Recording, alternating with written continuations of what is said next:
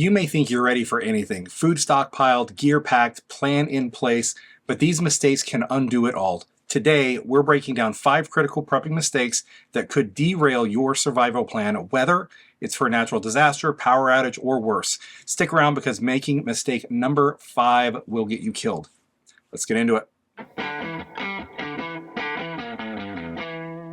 I've been prepping for over 25 years, not on my own private ranch, not living off grid, just a normal guy living in suburbia with a family, kids, and an ever-decreasing budget.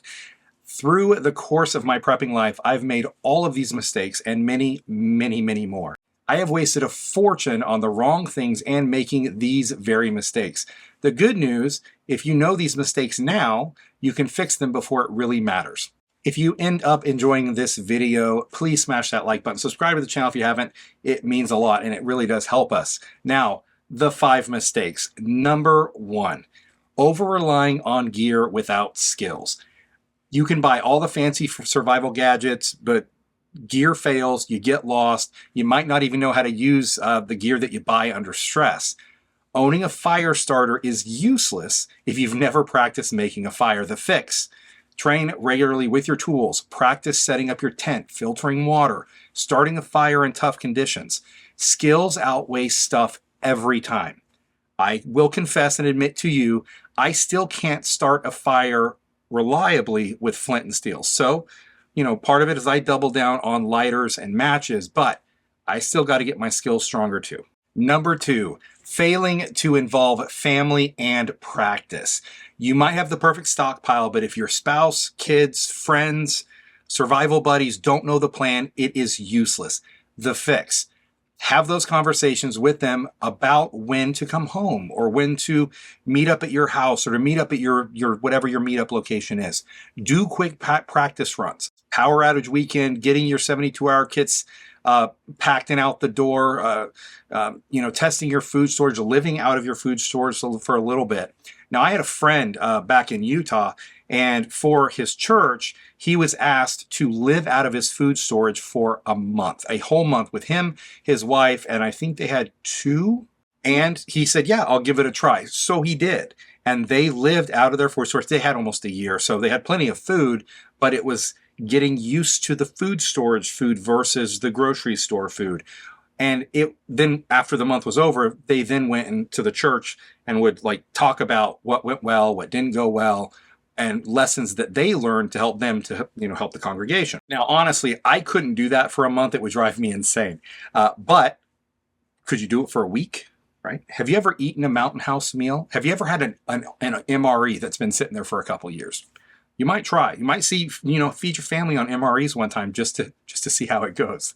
All right, number 3 is going solo. If you think that you're going to survive, maybe it's just you or you and your family are going to survive alone, that's a fantasy. The principle here is communities thrive when individuals falter. Neighbors can share resources, skills, even help defend each other and defend the neighborhood, defend the community and the town.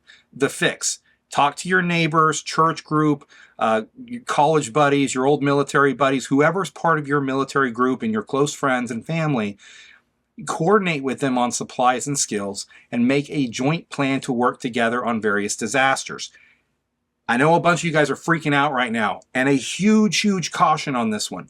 Do not overshare your level of preparedness, especially with those that are outside your very, very close-knit group. Even within your close-knit group, consider what you're going to share and be very cautious.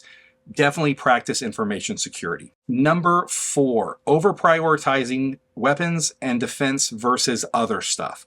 I am 100% on board with spending good money on pistols, rifles, shotguns, ammo, other items, and training to defend your home and your family. I believe it is critical to not only have some of these items, but to practice often. Know their manual of arms. It's like how to operate the pistol or how to operate the pepper spray or whatever you have. And have redundant options in case of emergency.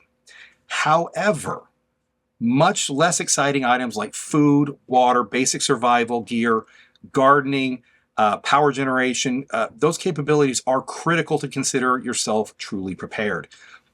To be truly prepared means to have all aspects of these covered.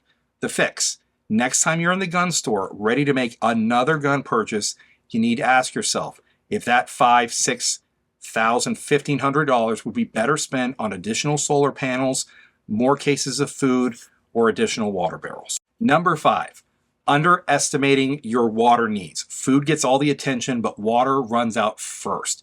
You can go a long time without food, but you can't without water. The fix: 1 gallon of water per person per day for at least 14 days. And that's just the start. Try to get to 1 month and then go from there. But you're going to also want to include water filters, purification tablets, or backup, not just bottled water. Also, go on Google Maps and find water sources near your home and create a plan on how to get to that water source, how you're going to get that water home, and process so it's safe to drink for you and your family. Figure out the routes, how you're going to carry, who's going to be running support, who's going to be running security, but figure out how. And also know how to just collect like rainwater and process that as well. Most prepping failures come from not fixing these simple mistakes. Start small, fix one at a time, and you'll be way ahead of 95% of the people out there. And then work from there, knocking them off your list as you can. I dropped a free prepping checklist in the description below to help you audit your plan today and see where you should focus your attention. What mistake surprised you most? Drop it in a comment. It would be very, very helpful, and smash that like button if you enjoyed the video. And if you're interested in knowing the 7 everyday carry items you're not using but should consider, then check out the link above. We'll see you next time.